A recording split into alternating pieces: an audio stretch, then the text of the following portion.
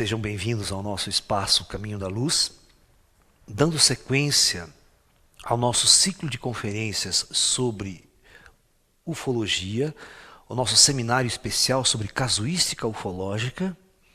Hoje nós vamos ver um dos casos mais interessantes acontecido no Brasil, que envolve centenas de testemunhas, envolve a Força Aérea com o comando de muitos soldados, com helicóptero, com armamento sofisticado. E uma aparição que ocorreu durante meses seguidos. Não é um dia, 2 dias.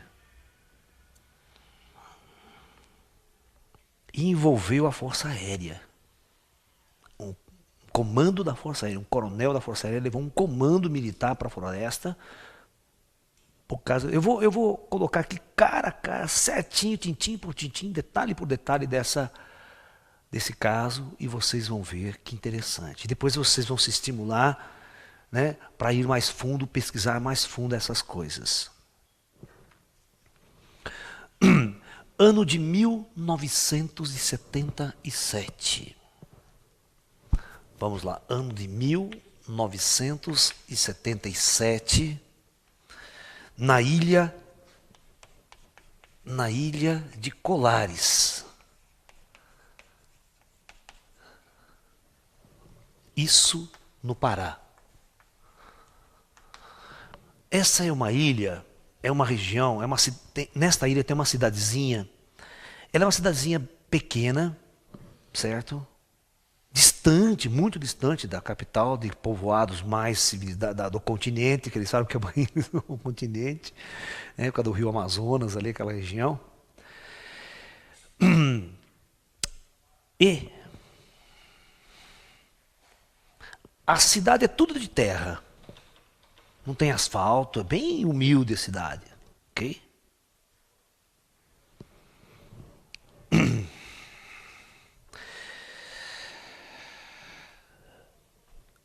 O que acontece nessa cidade? Vai acontecer um fenômeno muito interessante. Começam a aparecer naves, discos voadores muito luminosos e grandes, hein? Bolas de luz enorme no céu. E essas bolas de luz começam a lançar raios. Então a bola de luz. Isso aqui, essa bola de luz é grande, hein? Passa de 100, às vezes 100 metros, um disco grande. Ilumina, e quando ela aparece, ela ilumina a noite como se fosse dia. Imagine os moradores, o pânico que eles começaram a entrar. E não só a aparição dessas luzes, mas também essas, aqui estavam as pessoas, essa nave ficava por volta de uns 100 metros de altura no chão. Até um pouco mais. Mas como ela era grande, ela iluminava muito intensamente, uma cidade que tinha pouca iluminação. E mais assim, nos locais distantes do próprio centro da cidade, ela costumava lançar um raio de luz. E esse raio de luz costumava atingir exatamente essa região do peito das pessoas. Um raio fino de luz. Atingia. E, em número maior, a porcentagem geralmente era nas mulheres, no seio esquerdo das mulheres. Homens também tinham casos, mas era 90% as mulheres que sofriam esse tipo de ataque. Era um ataque desconhecido. Imagina os moradores, não tem nem noção do que seja ET, extraterrestre, UFO, disco voador. E isso começou a se repetir. Numa noite, ele atacava 10 pessoas, metros de luz. Passa um dia, 2 dias, 3 dias, e Todo mundo vendo, a cidade começou a entrar em pânico.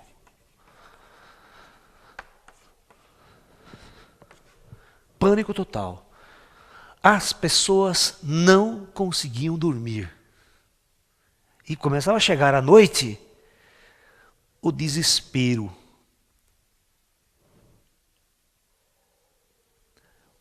Agora imagine o que o padre da cidade fazia. E o padre, a autoridade religiosa que era procurada?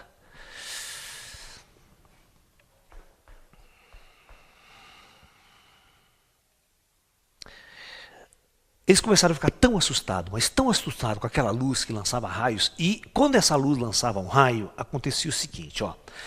Esse raio atingia essa parte do peito das mulheres ou das pessoas, e sempre no mesmo lugar, não é na perna, nem em outro lugar, era aqui. E essas pessoas, elas ficavam muito fracas depois. Elas tomavam raio e ficavam fracas durante alguns dias. E aí veio uma médica na cidade. Foi chamada uma médica, porque não tinha médico na cidade. Foi chamada a doutora Adelaide. Para atender essas pessoas. Bom, essa doutora Adelaide, ela vai atender mais de 200 casos. E popularmente, essa marca, acontecia o seguinte, é como se o raio entrasse, queimasse a pele aqui. Tá? Essa doutora Adelaide, ela começou a olhar os casos e as pessoas ficavam anêmicas após serem submetidas a esse raio. Ela fazia o teste e as pessoas ficavam anêmicas, perdiam sangue. Ficavam muito anêmicas. Aí demorava um tempo, elas se recuperavam. Uma das características que essa doutora Adelaide coloca neste caso é o seguinte: se uma pessoa queima-se, se ela queima com ferro quente aqui, ou qualquer parte do seu corpo, demora 48 horas para a ferida cicatrizar um pouco, fechar um pouco. Certo? Dependendo do caso. No caso do fenômeno chupa-chupa, a necrose que acontecia, o secamento daquela ferida, era em 10 minutos. Tecnologia ET. Ou seja, eles faziam um tipo de uma incisão com esse raio luminoso, e esse raio luminoso, na região, fazia com que a cicatrização da ferida fosse em 10 minutos. Isso ela acompanhou. Ela acompanhou um caso, você vai ver que ela começa a... Depois vai chegar um momento que o negócio começa a ficar feio. O pânico começou a tomar conta, porque era 2, 3, 4, as pessoas vinham, saíam correndo. Sabe o que os moradores começaram a fazer? A se armar. A se armar para lutar contra, porque era uma invasão de algo esquisito, algo estranho.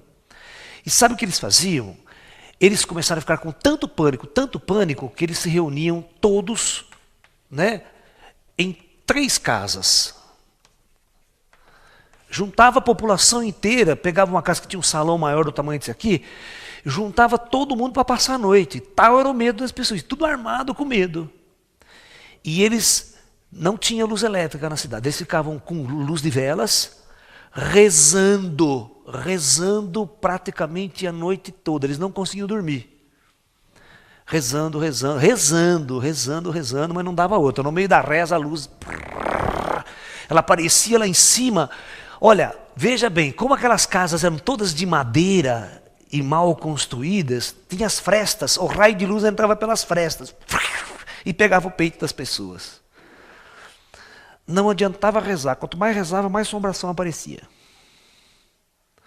Presta atenção no pânico, todo mundo reunido por medo da luz, para se esconder da luz, rezando para Deus, e não dava outra. A luz aparecia, iluminava tudo, o teto lá em cima, e das festas saía o raio de luz e pegava as pessoas. E não era uma, eram uns 10, 15, 20 numa noite. Ele ficava correndo para fugir da luz. Imagina o pânico dessas pessoas. Ah, se eu tivesse lá, eu ia me divertir tanto. Né? Pegar o ET pelo pescoço. Não, mas veja só que interessante. Tá? O mais interessante de tudo, que o padre, depois de uns dias com essa crise, o padre organizou uma procissão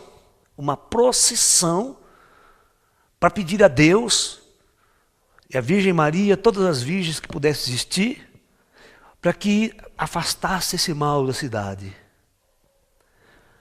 Agora vocês vão ver engraçado, todo mundo na procissão, na rua, na cidade, orando, vela, todo mundo com vela, o padre na frente, de repente a luz aparece no meio da procissão e pei, umas 10, 15 pessoas metem o raio nas pessoas. No meio da procissão. Imagine o desespero e a correria do povo. Povo simples, povo humilde, sem muita cultura. Essa única médica, ela era naquele lugar, após esse caso, ela era psiquiatra, psicóloga, terapeuta, médica, ela tinha que resolver todos os problemas. Bom, resultado, as pessoas em pânico começaram a fugir da cidade. A fugir. Pegava quem podia, começou a ir embora, começou a esvaziar. Nesse meio interim, as autoridades da cidade comunicaram à Força Aérea. Tá? Comunicaram à Força Aérea. E esta ilha de Colares, ela tinha vários pequenos municípios ali, que também ficaram envolvidos com esse fenômeno. Mas esse município mais central ali é que a coisa pegou fogo. E você está pensando que era todo dia. É como se eles quisessem passar todo mundo da cidade pela experiência. Ou o máximo de número possível. Você vai ver o que o ET queria com isso. E pela minha experiência, quem operava naquela região eram os pequenininhos. Os Greys, cinzinhas, cabeça grande, olho grande. Vamos lá. Agora que a Força Aérea vai chegar, vocês vão ver o que vai acontecer. Então as autoridades, como os fenômenos eram aéreos luminosos, chamam a Força Aérea e o coronel, com este nome aqui, ó, Coronel Uranger Bolívar Soares Nogueira de Holanda Lima, um nome desse tamanho, mais conhecido como Coronel Holanda. Esse Coronel Holanda, ele chega na cidade com um grupamento militar. É como se eles já soubessem de alguma maneira, naquela operação, naquela região, que algo estava acontecendo. Para vocês terem uma base, uma ideia, eles chegaram, montaram uma operação especial, que eles não puderam chamar essa operação de disco voador. Ia dar muito na cara. Então essa operação se chamou Operação Prato.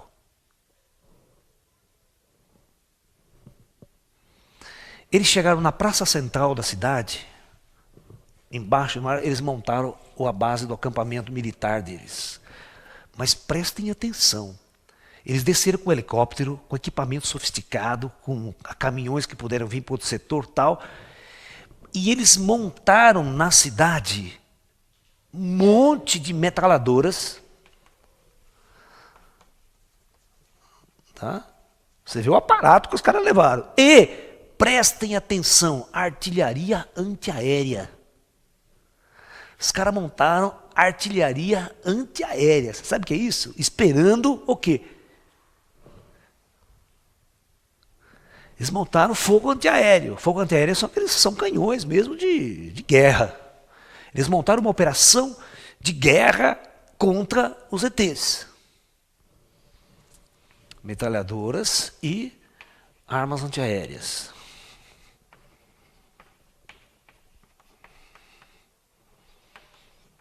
Que o povo não aguentava mais o sufoco. Esse coronel Holanda, quando foi, ele não acreditava absolutamente na história do disco voador.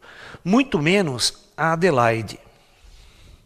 Porque ela atendia os casos, mas ela não tinha visto. Ela não tinha visto, ela não tinha participado de um encontro com o chupa-chupa.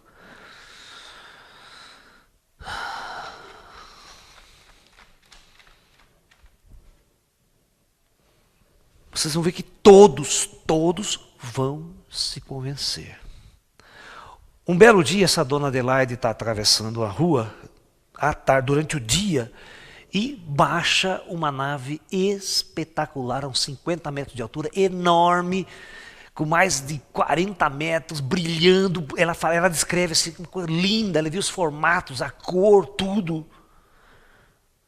Aí ela se convenceu de que tinha alguma coisa estranha mesmo ali, ligada a disco voador. E essa base montada, nenhum civil podia entrar. O que estava sendo feito aqui dentro, essa operação, ninguém estava fazendo.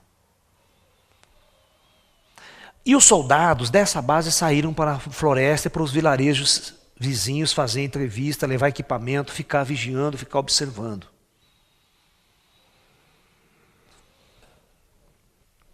Aí, eles recebem um comunicado de um cidadão que estava na beira do rio, ele foi caçar paca, sabe? Paca tipo, parece capivara, né? A paca tal. Foi caçar paca, e ele estava na beira do rio e a luz desceu com tudo em cima dele. Ele, desesperado, correu mais para próximo da cidadezinha, e lá tinha os militares, que não era a cidade, estavam os militares no outro setor.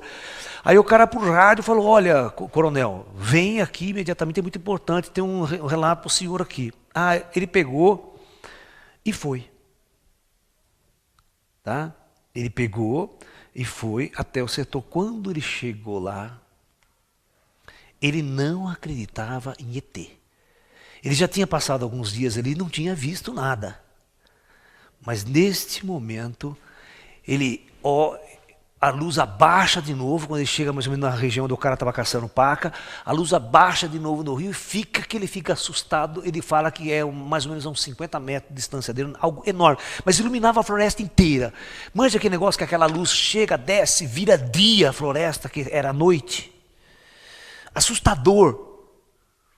E não fazia um ruído. Aí, para encher o saco do coronel, sai um grupo de 2 ou 3 pequenas luzes do objeto. Então vamos ver, olha que interessante que aconteceu. Isso o coronel vai descrever tudo, o coronel vai falar tudo isso aí. Então, está aqui a floresta, as árvores, né? Toda aqui fechada, uma floresta razoavelmente fechada. A luz, aqui os rios, né? Na margem do rio que o cara estava caçando paca, a luz aparece aqui enorme. Brilhando, botando luz por dentro. E os caras aqui na margem do rio. Ele conta que os ETs começaram a brincar com eles a hora que lançaram 3 luzes pequenas. Essas 3 luzes, o coronel descreve que ele nunca viu um objeto voador com essas características. Ele, da Força Aérea. E eles lá baseados com helicóptero, com equipamento de guerra. Esses objetos saíam, as luzes vinham assim, ó, entrava na floresta, fazia operação no meio das árvores, maior pau, saía, ia por cima do céu, voltava de novo, transladava com uma agilidade no meio da floresta, que ele falou: como é que um objeto pode operar desse jeito? E brincava. Aí eles percebeu que os ETs estavam realmente brincando com ele, que a luz brincava, parava perto deles para mostrar, olha, estamos aqui. E os caras filmando, os caras levaram equipamento, os caras levaram câmeras profissionais, máquinas fotográficas profissionalíssimas para registrar, e tudo isso foi registrado. E o coronel fala: naquele dia é como se os ETs estivessem brincando com a gente, se divertindo, né? Olha aqui o que nós podemos fazer, vocês não são de nada. A sua tecnologia. E aí ele viu, tive uma hora que a luz fez assim, subiu reto, deu uma parada e desceu com tudo. Ele falou assim, ó, nenhum piloto nosso suportaria isso. Nenhuma nave nossa, humana, que a gente conhece, suportaria isso. E aí eles perceberam que tinha uma manipulação inteligente por trás daquilo. Muito inteligente. Operando aquela grande luz e operando. E por quê? Eu pergunto, por que nenhum soldado recebeu o raio do chupa-chupa? Nenhum. A pergunta do Laércio é, por que somente o povo daquela região e que os ETs estavam interessados?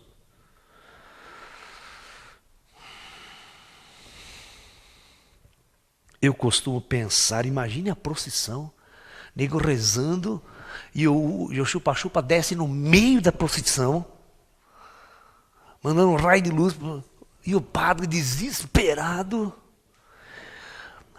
Eu quero que vocês entendam esse fenômeno da seguinte maneira, pelo seguinte fato.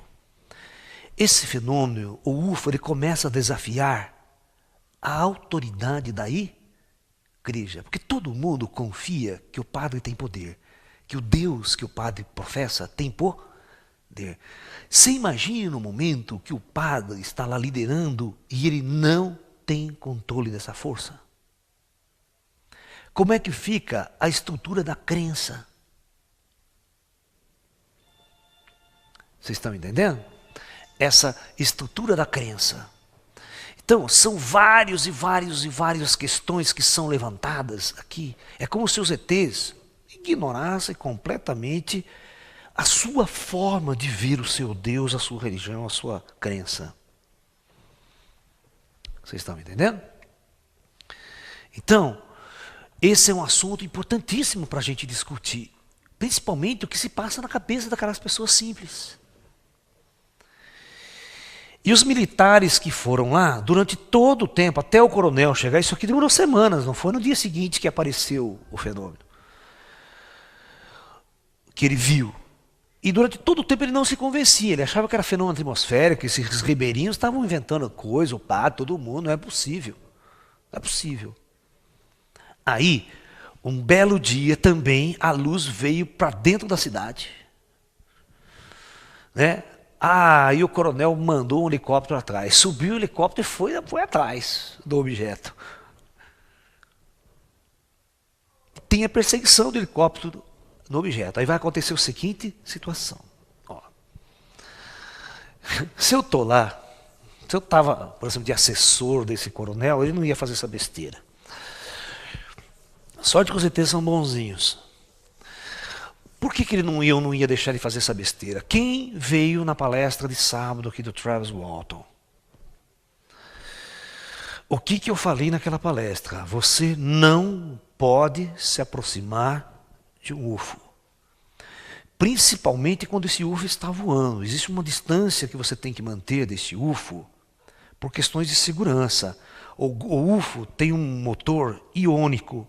Esse motor iônico ele tem a capacidade de anular campos eletromagnéticos e interferir em campos eletromagnéticos. Então, isso significa o seguinte, como o Travis Walton recebeu aquele raio e quase morreu, e morreu praticamente estava quase morto, se eles não abduzissem o Travis para curar o Travis Walton, ele estaria morto. Então, dentro da minha teoria física, se você tem uma nave, e essa nave tem um sistema de propulsão sofisticadíssimo que anula campos gravitacionais, ela não tem nenhum ruído, não tem hélice, não tem turbina. Ela não é uma nave de empuxo.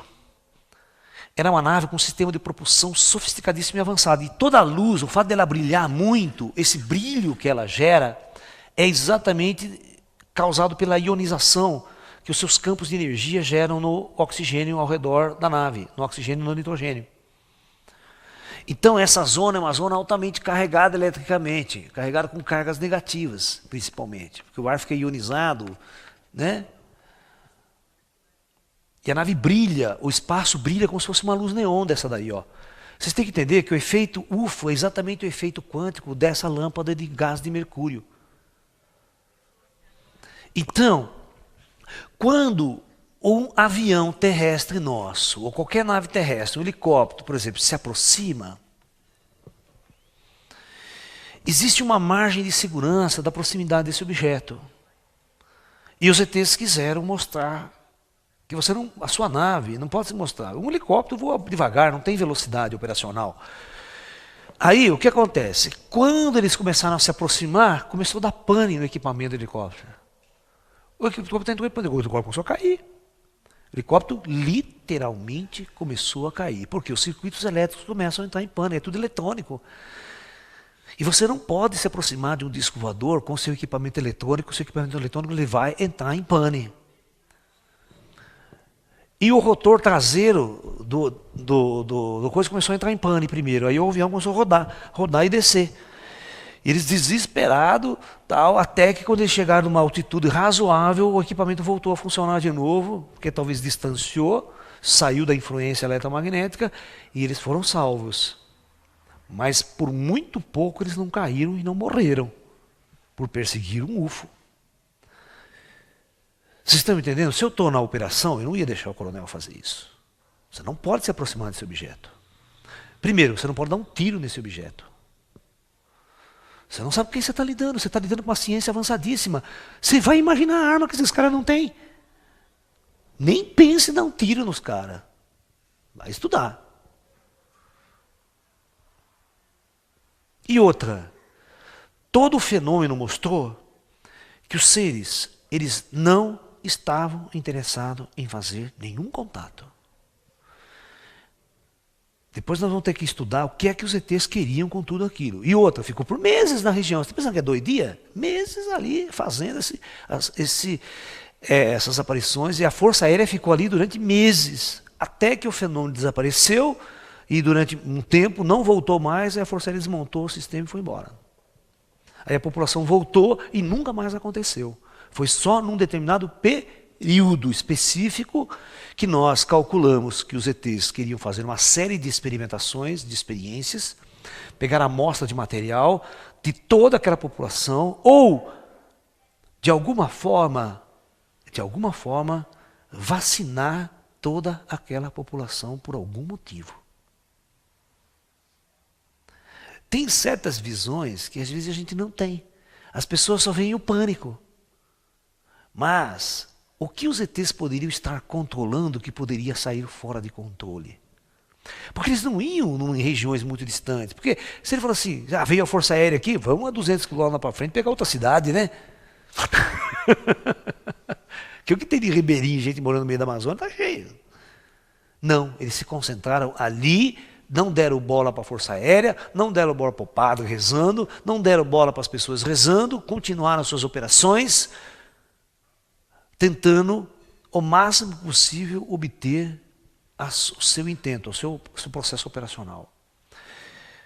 E quando o exército, a Força Aérea chegou, em um determinado momento, aí ele se convenceu mesmo, o coronel, foi esse dia que ele viu na mata e os bichos começaram a brincar com ele. Eles viram que ali estava uma inteligência muito além de qualquer capacidade operacional militar que eles pudessem ter. Aí eles se curvaram. E eles só ficaram observando, não puderam fazer absolutamente nada. Eles foram lá como Salvador, manja aquela coisa, nós viemos aqui para resolver o problema, se for nós vamos derrubar essa nave. Vai, pode tentar. Eles começaram, então eles passaram simplesmente a criar um modelo, talvez uma segurança para o povo. O exército está aqui, a Força Aérea, os militares. Mas mesmo com os militares, o chupa-chupa continuava, soltava raio nas pessoas, e Aí chegou um certo ponto que a cidade ficou praticamente deserta. O povo sumiu de medo, foram tudo para o continente. Aí ficou o exército durante o tempo, ficou o prefeito, as autoridades, ficou o padre e tal, uma turminha ali. Diz que a doutora Adelaide ficou também.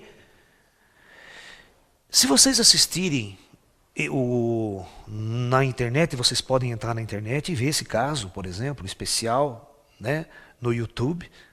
Tem o especial da Globo, que fez uma simulação perfeita, com todos os detalhes, hora, ok? Vocês falam, Malaércio, você tem lá porque você está dando essa palestra. Eu estou dando essa palestra porque nós vamos criar visões diferentes do fenômeno. Se você tem um ufólogo materialista, ele vai observar essa coisa de uma forma diferente. Mas imagine se vocês levam um grande paranormal, um grande médium, um grande sensitivo com experiências, com contatos extraterrestres.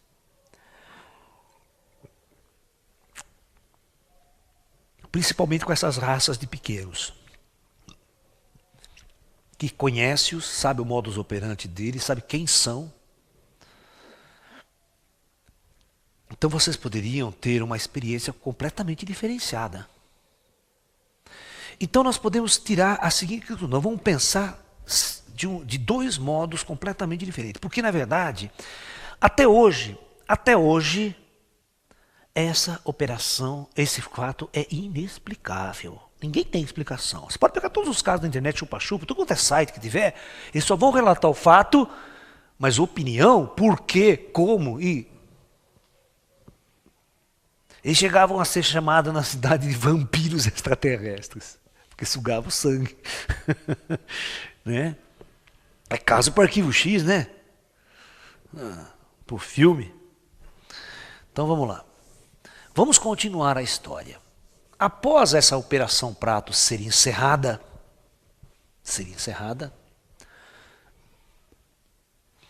vai passar quantos anos mesmo? 20 anos depois.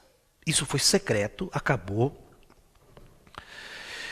Alguns ufólogos foram para a região depois de saber desses casos, dessas coisas, e na época eles relataram, mas nenhum ufólogo chegou durante o fenômeno para investigar. Ok? Popularmente, este fenômeno vazou, porque os jornais começaram a publicar matéria, os jornais da região, tal. E aí, depois de um tempo, os ufólogos começaram a ir lá. Mas depois já tinha esfriado.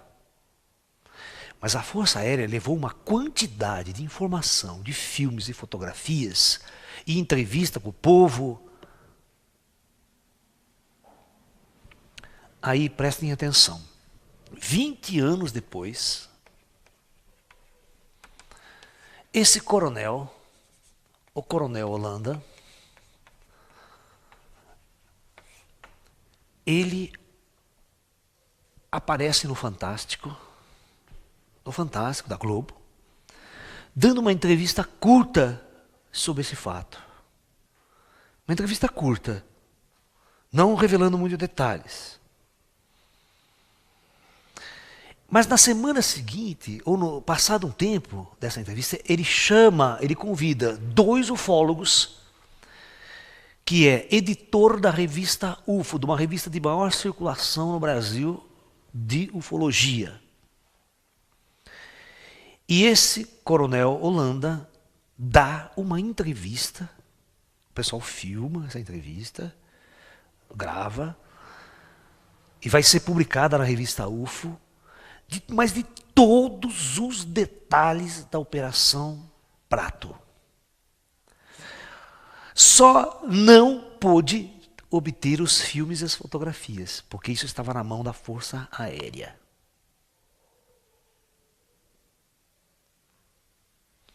Mas com um mínimo detalhe. Se vocês quiserem, vocês entram no site da revista UFO, vai lá, Operação Prato, vê a revista que está, a matéria, a entrevista do coronel.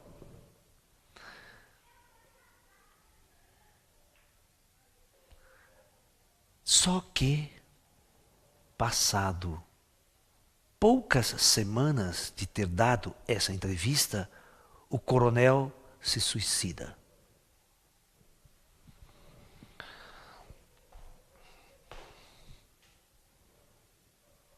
Todos os laudos dizem que ele se suicidou. Será?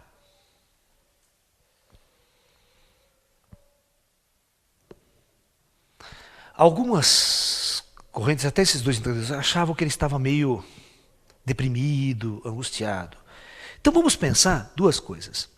Se esse coronel, devido à sua vida particular, à sua vida pessoal, estava angustiado, deprimido por muitos outros motivos que não fosse o fenômeno UFO,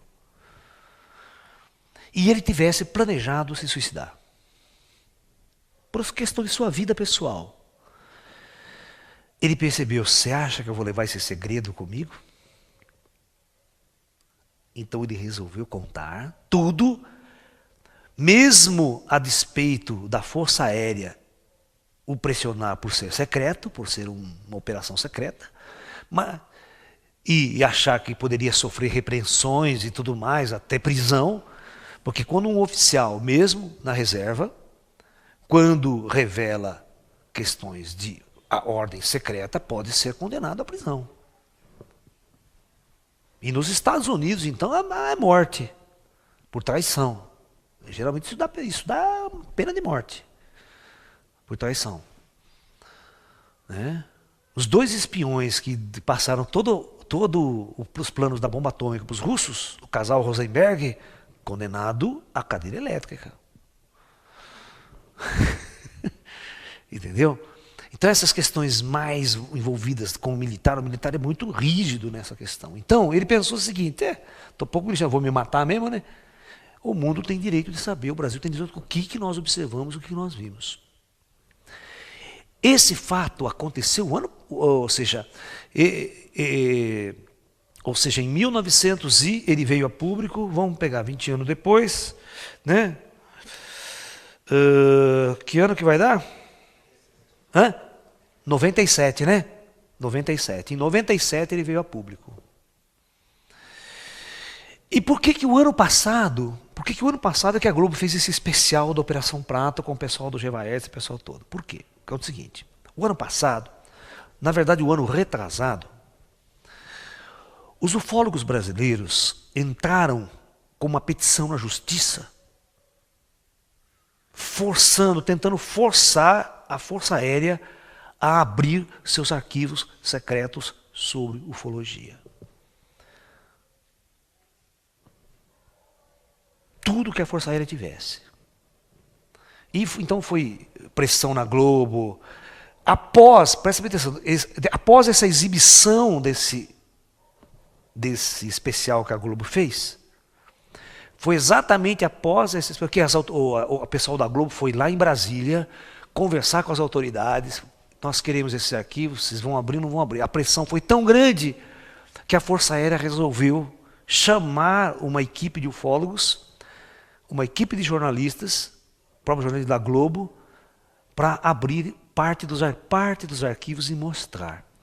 Isso foi filmado. Se vocês veem, por exemplo, entrar no site da revista UFO e procurar, né? A revista fez uma campanha durante 1 ano e meio antes disso para uma campanha nacional na internet, todos os meios de comunicação que ela pudesse, forçando a Força Aérea e as autoridades a liberar, até pro Lula. Eles fizeram um puta de um cartaz com a foto do Lula e pedindo pro Lula esses documentos. Eles foram lá em Brasília, fizeram passeata, fizeram diabo lá, eles fizeram muito movimento. E a Globo, vendo esse movimento, foi entrevistar esse pessoal. Aí deu esse caso especial, tá? E aí a Força Aérea não tinha como falar não. Aí eles convocaram essa reunião especial, esses ufólogos foram em Brasília, toda essa cerimônia foi filmada, documentada, certo? No entanto, prestem atenção, eles abriram vários arquivos, deixaram os ufólogos mexer, eles apresentaram na mesa, porém, a Operação Prato, os ufólogos, nós queremos eles não deram. É aquela velha história, abre aqueles casinhos vagabundos, aquelas coisas que a gente já está com o saco cheio de saber, que não é isso que interessa. Eu quero que vocês assumam que vocês filmaram, viram e oficialmente nós vamos decretar no país que o fenômeno UFO é real. Acabou, é isso que a gente quer. Que as autoridades assumam que é verdade. Mas vocês estão percebendo, quando eu falei aqui, eu fiz uma palestra na semana passada sobre acobertamento militar. Por que os militares acobertam isso? Gente, vocês imaginam se nós chegarmos aqui, as autoridades brasileiras, militares, vier o governo Lula e falar, olha gente, realmente tudo isso aconteceu e pode acontecer a qualquer momento novamente, e nós não temos a mínima capacidade de saber o que é, quem são, e não temos controle Nenhum sobre essas forças. Como não tinha mesmo. E como eu sempre disse para vocês, essa história de UFO em Roswell, queda de ET, isso é tudo bobagem. Os americanos e nenhuma autoridade militar nesse planeta tem uma relação direta com os ETs. Porque a tecnologia é tão superior, mas tão superior, mas tão superior àquilo que nós discutimos ontem, a relação de milhões de anos de diferença de tecnologia, de ciência, de conhecimento técnico e até espiritual, transcendental, que você não sabe com quem você está lidando. Você viu? Pode rezar, pode fazer procissão, pode chamar o padre, pode chamar o papa, pode chamar a força aérea, pode chamar suas armas todas, que vocês não vão interferir naquilo que nós estamos fazendo. Essa é a visão do extraterrestre. Você imagine se um governo vai admitir isso para a sua sociedade. Vocês estão totalmente inseguros e nós não temos capacidade de controlar isso. Nem padre. Pode rezar à vontade, que padre não resolve também. Papa não resolve. Tá no caboclo de Umbanda também não resolve. Não vai dar jeito para a história. Os UFOs vêm, fazem o que querem, assustou. O interessante desse caso é que os ETs, de alguma forma, eles sempre foram, em toda a casuística, muito sutil. Muito sutil. Quando abduzia era um só, né? Era um indivíduo envolvido, jamais tinha o envolvimento de uma massa. E nesse caso, o chupa-chupa, ele é tão intrigante, mas tão intrigante, que eles não se intimidaram com a presença da Força Aérea, não se intimidaram com as orações, as pessoas em pânico, em desespero, e durante um período longo. É como se eles tivessem uma operação tão importante para ser executada, mas tão importante para ser executada com os seres humanos que estavam naquela região, que eles não se importaram em se mostrar para as autoridades, não se importaram em ficar ali e fazer uma operação em massa. Então, do meu ponto de vista técnico, que eu olho do outro lado, eu vou me colocar na posição do ET, alguma coisa muito importante precisava ser feito por eles. A ponto de eles romperem com toda a estrutura que eles já vinham tendo durante anos, que é não dar contato, não dar muita interação, não deixar que muitas pessoas vejam, né? Ser mais sutil, raptar de noite o cara dormindo, né? Fazer uma operação no cara dormindo, espera o cara dormir, vai lá, entra, faz. Ou abduz com o intruders, né? Que nós falamos ontem, tira a pessoa sem ninguém ver. Mas por que nosso questionamento é que nesse caso eles estavam simplesmente operando com este raio de luz, e esse raio de luz era suficiente para o que eles estavam querendo fazer. Mas para isso eles tinham que ser visíveis, ver a reação popular, ver como as pessoas reagiam. Provavelmente ali foi um campo de prova dos ETs para analisar o comportamento humano. Ele pega um nicho social afastado dos grandes centros, que eles podem operar com mais segurança, e eles vão testar um monte de coisa. Primeiro, qual seria a reação das pessoas? Seria, se eu fosse o ET, né? Qual seria a reação das pessoas diante de um fato inusitado como esse? Um teste. E a reação foi pânico, desespero, tá? E apelaram para Deus e a toda a sua religião. Então eles apelaram para tudo que eles apelaram para Deus. E esse Deus não resolveu. Bem, vocês não veem que interessante? É muito louco. Os ETs desafiaram a própria religião. Eles irem no meio de uma procissão. E no meio dessa procissão, eles efetuarem a operação deles, vamos chamar a operação chupa-chupa. Os ETs não são pessoas burras. Do meu ponto de vista, do jeito que eu conheço a operação, o modus operandi, eles são criaturas super inteligentes e sabem tudo sobre nossa religião, sobre nossa cultura, sobre nossa etimologia, sobre nossa... Sabe tudo. Ele conhece cada propaganda que passa na televisão. sabe tudo sobre a nossa civilização, nesse aspecto social. Mas alguma coisa tão importante precisava ser feito ali, que eles passaram por cima de tudo isso. Eles não se preocuparam com o pânico, com a reação, não se preocuparam com todo o aspecto devocional das pessoas. Porque se vocês acreditam, presta bem atenção no que eu vou falar agora vão entrar num campo interessante. Se vocês acreditam numa intervenção mística, numa intervenção espiritual, por exemplo, eu vou rezar para o meu guia, vou chamar meu guia, quem é espírita chama o guia, né? Quem é da Umbanda chama o preto velho, meu guia me tira dessa lá, vai lá, manda o ET embora. Não adiantou nada. Mesmo as forças espirituais operando do outro lado, não conseguiram intervir. Porque talvez o que estivesse acontecendo em harmonia com as forças superiores e espirituais também. Porque os ETs têm essa operação do invisível também. Exatamente. Quando você, por exemplo, não tem a consciência do espiritual, esse ET, por exemplo, ele certamente fez a sua operação do comando planetário, do invisível, aquele comando sutil. Os espíritos estavam todos conscientes de que era necessário que se fosse feito aquilo. E aquilo foi feito. Então por isso podia rezar que não ia adiantar nada. Você estava rezando para quem mandou. O disco voador. Você estava rezando para quem mandou essa operação ser desencadeada. Mas na cabeça dessas pessoas, jamais eles têm noção que aquilo pode ser anjos. Que aquelas forças de luz podem ser exatamente pelo fato de eles estarem rezando. É o jeito que você está olhando a coisa. É mais fácil você olhar o pânico. Mas por que não vê uma bola de luz e não encara aquilo como uma aparição mariana? Manifestação divina. Por causa do susto. Muito bem. Então, interpelou, a religião não conseguiu interpelar. E aí você cria na população um aspecto sociológico e antropológico que a gente tem que... É muito interessante discutir isso.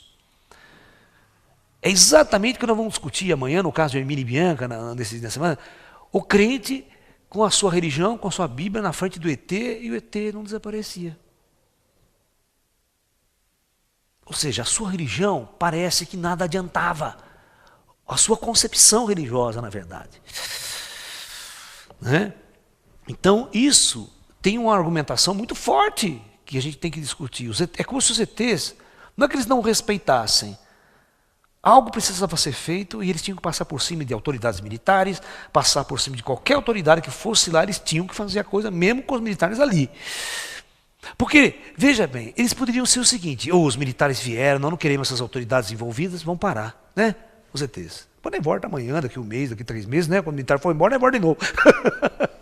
Não é verdade? Porque o coronel já não acreditava mesmo, né? Então, aí vai passar, esses caras estão tudo loucos. Eles chegaram a aventar a possibilidade de histeria em massa, hein? O povo estava tão histérico, com medo das coisas, que eles achavam que era um fenômeno psicológico de histeria em massa e que não tinha nada a ver com o disco voador. É aquela coisa do Jung, né? Porque quando o Jung foi consultado, na época, para dar uma declaração sobre os discos voadores, o Jung inventa a seguinte coisa, presta atenção. Presta atenção. Disco voador não existe, é um mito. Isso é projeção do arquétipo do inconsciente coletivo. Essa é a definição. Quem é psicólogo aí sabe o que eu estou falando. Eu nunca vi tamanha bobagem sair da boca de uma pessoa tão inteligente.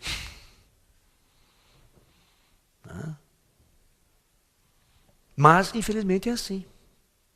Ou vocês pensam que Einstein, tudo que ele fez era super fantástico? Einstein fez muita bobagem, cometeu muitos erros. Na ciência, a gente erra muito para acertar. Porque toda pesquisa científica ela é feita de acertos e erros.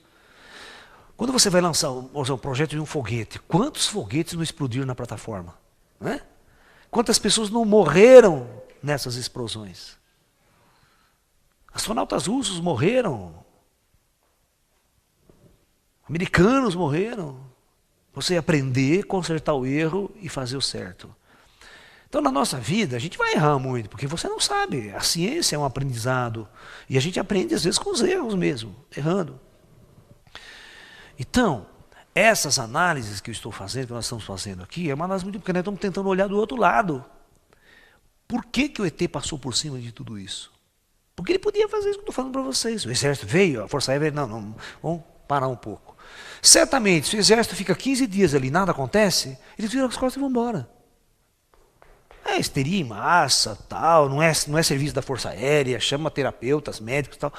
Aí vai embora, né? Uma semana depois o Zuvo volta. Mas prestem atenção, eles tinham uma operação a cumprir, os ETs, e uma operação num prazo que não podia mudar. A pergunta é, o que realmente os ETs queriam? Vamos fazer algumas suposições.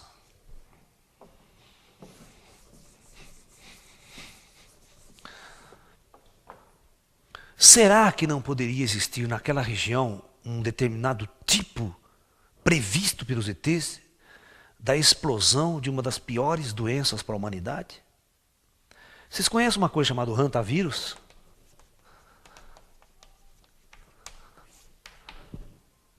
Hã? Vocês já viram falar do ebola? Quem já viu falar do ebola? Hã? O hantavírus, ele é uma doença que só existe, que foi um vírus que foi detectado nessas regiões do Amazonas, né? Na região do, sabe? É um vírus tão mortal quanto o ebola. E se essa epidemia se desencadeasse,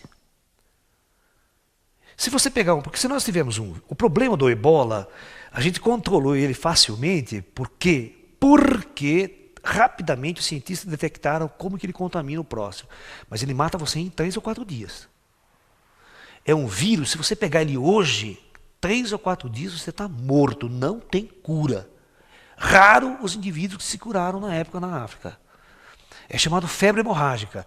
Começa a dar hemorragia interna, vaza sangue pelo teu olho, pelo teu nariz, tal. Ele vai explodindo as suas hemácias. Não coagula o sangue dentro de você mais. O vírus vai desenvolvendo e vai explodindo o núcleo da célula e detona você. Mata você e é rápido. Na época os cientistas detectaram que era o suor, o toque do líquido corporal transmitia o vírus ebola.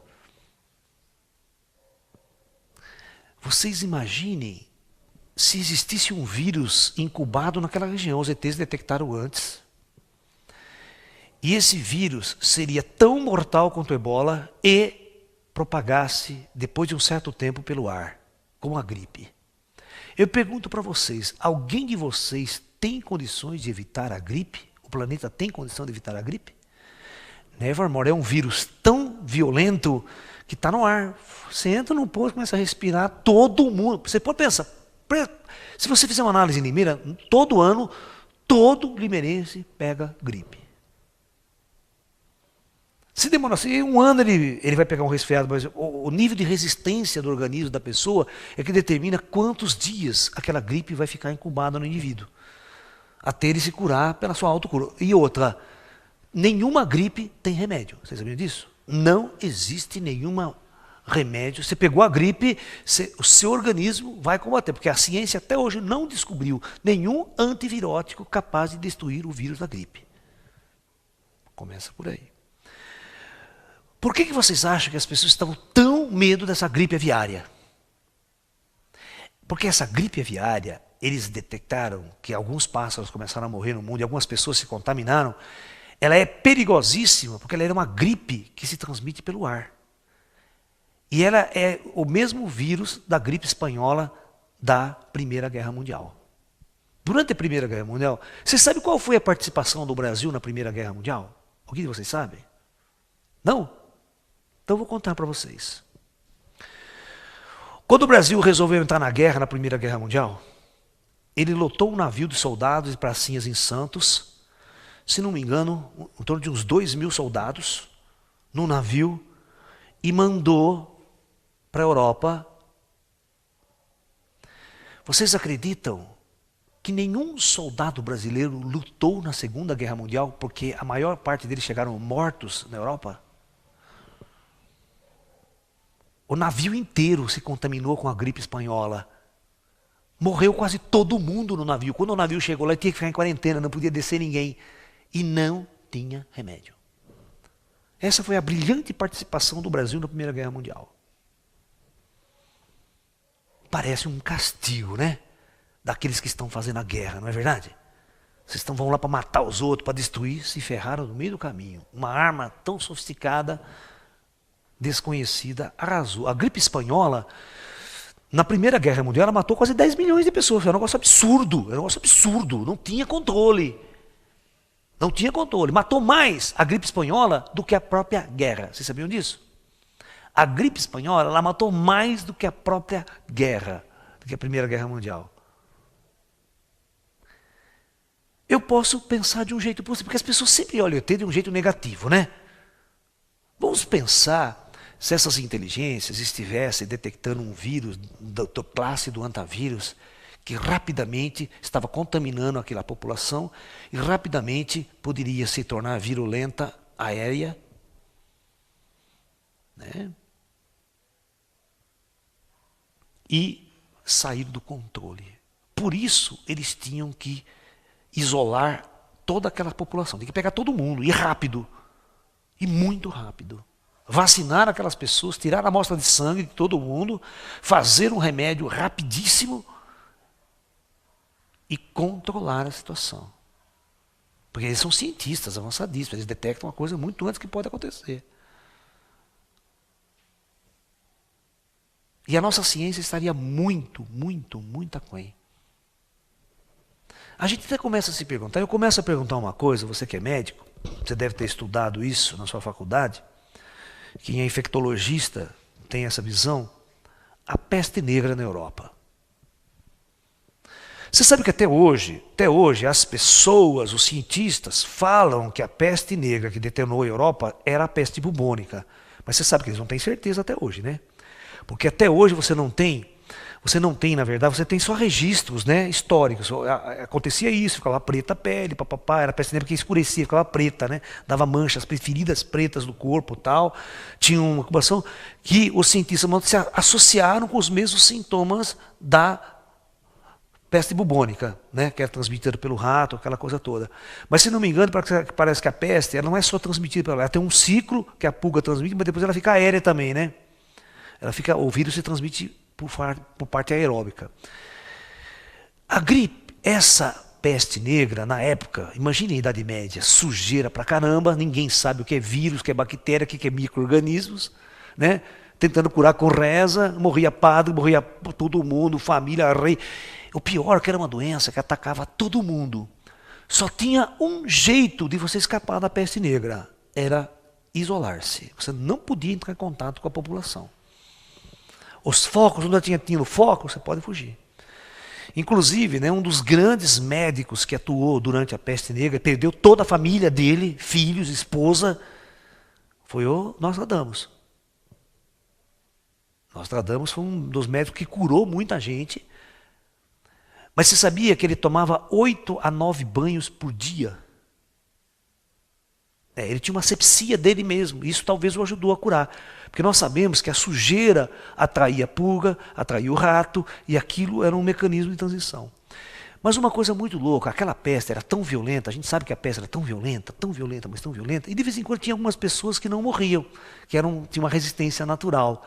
Entre as, da onde vinha essa resistência natural? E outra, a peste negra, de repente, ela desaparecia. Ela tinha um ciclo, matava um monte de gente, aí ela parava. 30 anos depois, ela voltava de novo. E aí, assim, nenhum infectologista consegue explicar isso. Quem é que controlava a peste? Ela podia dizer, ela chegou a matar 2/3 da população da Europa. Sabe o que é isso? 2/3 da população da Europa, para a época, era realmente um tremendo de um karma. O ser humano era muito ruim naquela época, certo? Era muita guerra, muita podridão. É como se o ser humano merecesse aquele karma pesado. Porque o que você faz numa vida anterior, às vezes você paga na outra. Né? E a coisa foi andando. Eu penso que o que os ETs fizeram nessa Operação Prato foi algo tão importante que eles passaram por cima de todo o protocolo ufológico. Nunca teve um caso semelhante no mundo, nunca. Onde os ETs não deram bola para as autoridades, fizeram o que tinha que fazer, ficaram por meses até eles cumprirem a missão, ou seja, pegaram o maior número de pessoas com essa tecnologia, sem precisar abduzir. Eles não abduziam as pessoas, ou pelo menos que alguém lembre de ter sido abduzida. Porque pode ser que eles abduziram, mas a pessoa não se lembra, eles apagaram da memória, não foi ninguém fazer uma hipnose regressiva lá, fazer uma discussão. Mas o fenômeno foi abertamente aberto, assustava as pessoas, eles não estavam nem aí, eles assustavam mesmo. E quando a autoridade militar veio, ele brincou com o coronel. Agora eu pergunto para você, por que ele brincou com o coronel e não brincou com o soldado?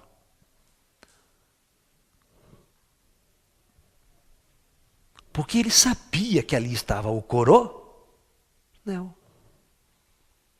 Ele sabia que o ET, de alguma maneira, ele sabia que ali era a autoridade militar maior que estava ali na frente dele.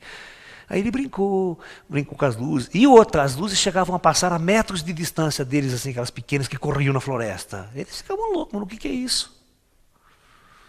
E com a luz maior no céu. A nossa análise, ela tem que ser um pouco mais científica e um pouco mais transcendental do que o pânico, que ET que estão invadindo a Terra. Ou eles estão fazendo alguma coisa de ruim para as pessoas. Porque se eles quisessem matar, já tinham matado todo mundo com a tecnologia, com o avanço que tem. Vamos conversar por aí. Com o avanço tecnológico que eles têm, se quisesse destruir ou fazer qualquer bobagem, já tinha feito. Já tinha destruído e matado todo mundo. Perfeitamente? Então, nós temos que discutir pelo lado bom da coisa. Alguma coisa muito importante foi feito naquele local.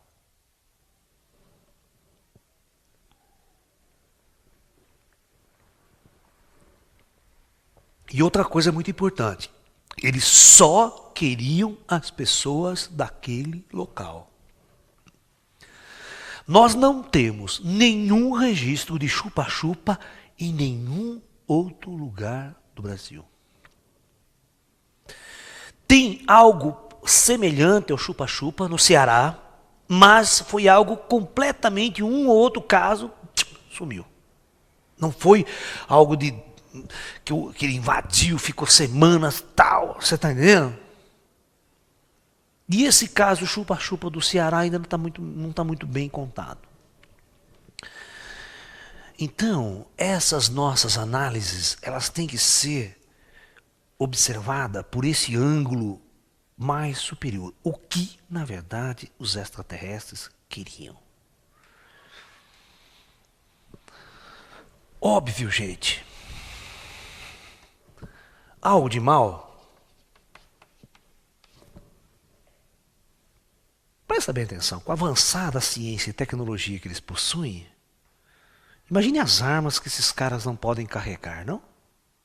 Veja, não se esqueçam que um avião, que hoje, presta atenção no que eu vou falar para vocês, uma bomba atômica nossa destrói um raio de praticamente quase que 80 quilômetros, uma das grandes bombas nossa. E essas bombas têm o tamanho de uma bola de basquete. Uma bomba H, uma bomba de hidrogênio mesmo. Hoje, a nossa tecnologia. Agora, imagine que armas, que bombas essas tecnologias não poderiam ter se quisessem nos destruir. Hã?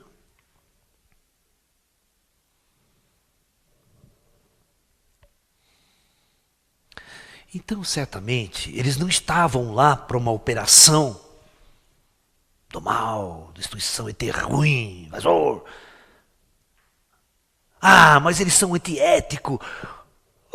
Grande ética que nós temos com os gatos, com os cachorros, com as vacas, com os bois, né? Matamos, destruímos, comemos. Ninguém tem ética com boi, com vaca. Com os animais. Vocês já viram como os médicos fazem experiências com animais em laboratório?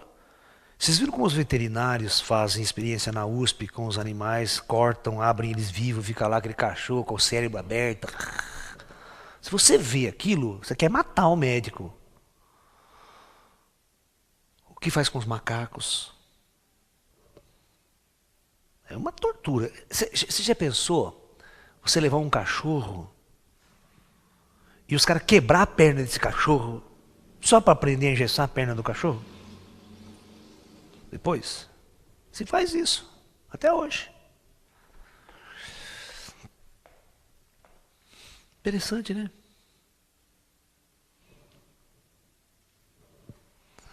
Então, nós vamos falar de ética. Qual que é a ética extraterrestre? Como que o extraterrestre vê uma ética com relação a nós? Eu acho que pode ter certeza que ele tem muito mais respeito e amor a nós do que nós temos aos animais, aos seres inferiores a qual. E muito menos nós temos amor a nós mesmos e ao nosso semelhante aqui. Porque o que o pau come aqui, né? Na nossa sociedade não está escrito, né? Entendeu? Como os nossos governos tratam as pessoas, de escravos, escravidão total. Como que você vai falar que o extraterrestre é mau, foi lá, fez essa coisa, invadiu todo mundo, causou pânico geral, por esse pânico eles são ruins? Eu não consigo olhar por esse lado, não. Eu começo a ver por tantos ângulos diferentes a coisa, que é isso que eu estou discutindo com vocês. Eu já fui em congresso de ufologia, onde esse caso chupa-chupa foi apresentado, mas de uma forma, colocando o ET como se fosse um monstro alienígena. Agora eu vou fazer a seguinte pergunta novamente para vocês, eu quero que isso fique gravado. Por que nenhum militar presente foi atacado com este raio do chupa-chupa? Por que a médica não foi atacada com o raio chupa-chupa? Porque ela não era daquele lugar. Eles não eram dali. Por que os ETs queriam somente as pessoas que estavam ali? Essa é uma boa pergunta. Se você vier no congresso, ninguém sabe responder.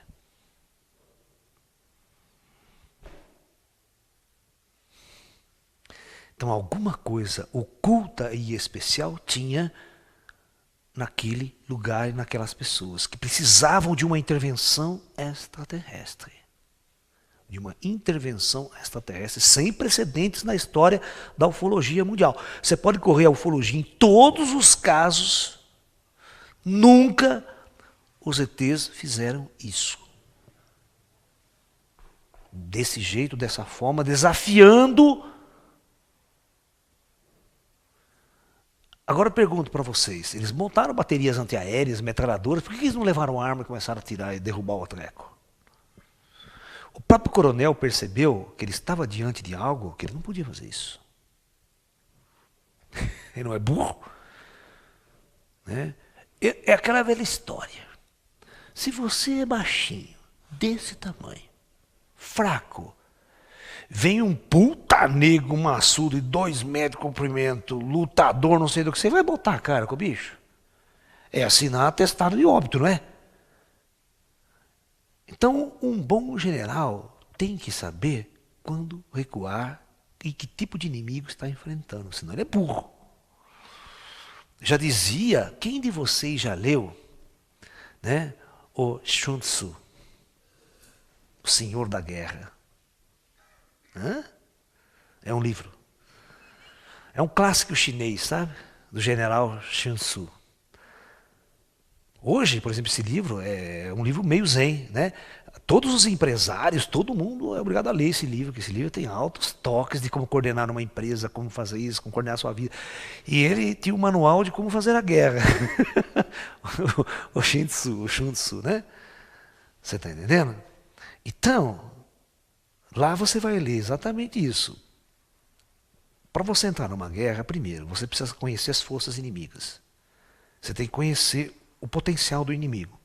Você jamais pode entrar numa guerra ou numa disputa sem conhecer o verdadeiro potencial do inimigo. Se você fizer isso, é a maior burrice e é contra todos os manuais militares.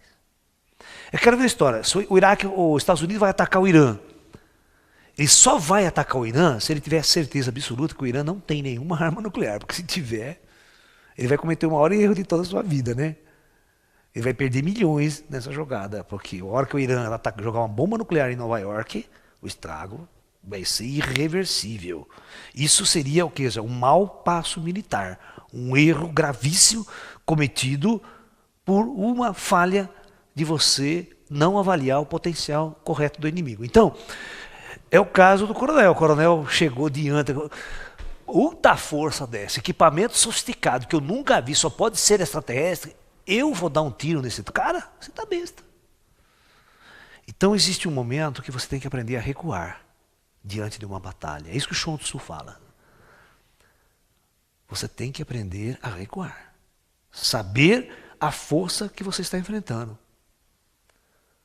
E o coronel relata, aquilo que estava diante de meus olhos, o coronel relata, é algo inusitado, de uma potência, de uma inteligência operacional e de uma tecnologia jamais imaginada por qualquer um de nós. Ele foi inteligentíssimo em só ficar fotografando e filmando. Já pensou se ele mete a besta e quer dar um tiro no bicho, né? Nem precisa de metralhadora ou qualquer coisa. Aí o ET para de brincar com ele. Você está entendendo? No entanto, nós temos que entender que a própria Força Aérea ficou simplesmente observando e eles não tinham poder algum de controlar e os fenômenos continuaram, a operação extraterrestre continuou até o dia que eles resolveram ir embora. Então, ocultamente, vocês vão se perguntar, o que realmente os ETs fizeram? Fizeram o mal ou fizeram um bem que nós desconhecemos? Essa é uma boa pergunta que eu deixo para vocês. O meu papel depois de anos de pesquisa ufológica, é entender os extraterrestres como grandes inteligências a serviço de nossa humanidade. Porque se fosse qualquer alien, você vê nesses filmes babaca de ficção científica na televisão, de terror, né? Que o alien é aquele que vem comer, né? Lembra do alien, né? Que vem comer, devorar aquele monstro, aquela coisa. Sempre o ET nos filmes de ficção é monstro. Raro você ver um filme onde o ET é um grande mestre da humanidade, um ser de luz. Eu sou um indivíduo que aprendi a ver os seres extraterrestres como seres de luz. Eu aprendi durante todo o meu trabalho e minha pesquisa a não temer os extraterrestres, a aprender a admirá-los e aprender a amá-los. É uma grande diferença quando você vai fazer uma pesquisa ufológica morrendo de medo do ET.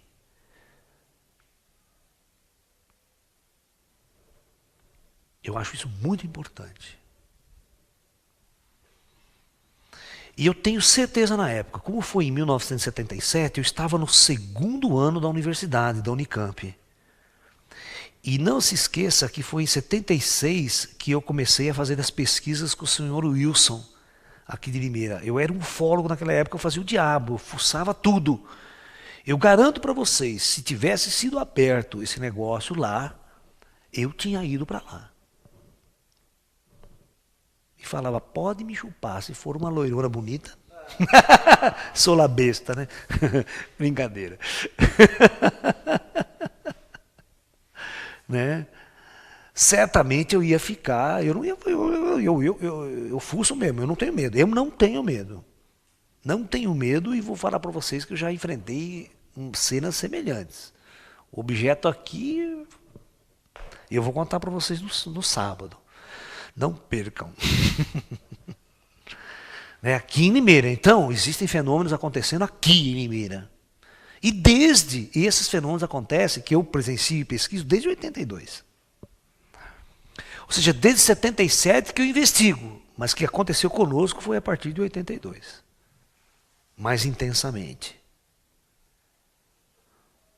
Tá? Então, eu deixo para vocês as conclusões finais deste caso. E eu acredito que a forma como eu coloco para vocês cria uma certa expectativa. Mas se vocês verem o caso da Globo, que é todo dinâmico, no local, eles vão filmar no local, bota atores da Globo, bota a procissão lá e o Fenômeno ensina a procissão, eles filmam, eles fazem um negócio legal, eles fazem uma super produção. Isso daria um puta de um filme, hein? Né? Spielberg que se cuide, né? Porque foi muito interessante. Ok, gente? Então, agradeço a presença de todos vocês.